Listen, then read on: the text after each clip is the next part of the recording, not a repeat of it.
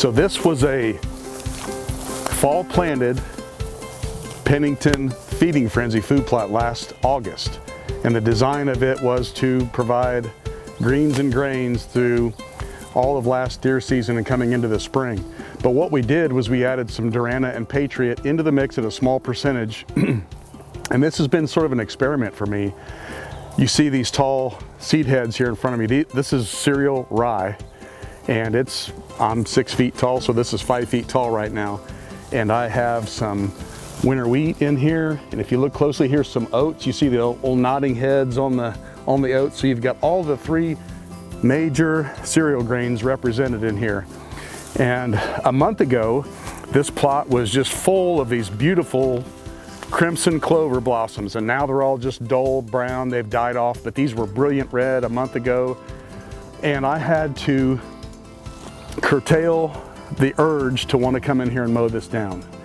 And I'm literally doing this as an experiment to myself to prove a point that because the perennial clover was introduced into the annual mix, and if you'll look closely, we have just tons of white clover established in here that came up through the rest of the mix. And there's even some medium red clover that's part of the feeding frenzy blend. But because I've left this stand, we've actually created some structure in here. There's a perennial clover coming in that's actually probably benefiting from some of the shade that's out here. I see a couple small broadleaf weeds out here. For the most part though, this thing is really, really weed free. Every time I come by here, I'm either jumping does. There were hen turkeys in here last weekend as I drove by on the Hunt V Quiet Electric. There was hens out here that were with their brood, and they're out here bugging around. I've got a camera over there, and the does just have been parked out here. I wouldn't be surprised if there's fawns not laying out here behind us right now.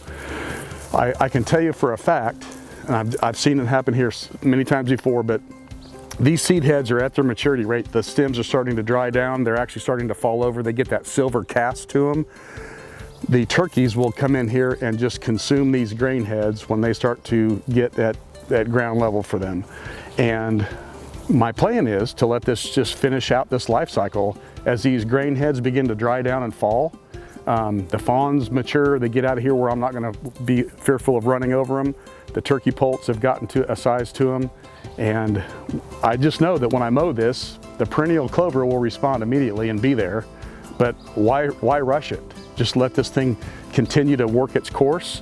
Let these annuals begin to die down just like they were designed to do. And I'm actually just letting the structure benefit the wildlife that's here and using it the way they are. I've got plenty of clover down in the bottom, so this has been a cool little bit of an experiment for me, because honestly in the past I'm such a maintenance freak that I would have been in here mowing this off. But they're certainly responding to what I've done, and it's been pretty impressive.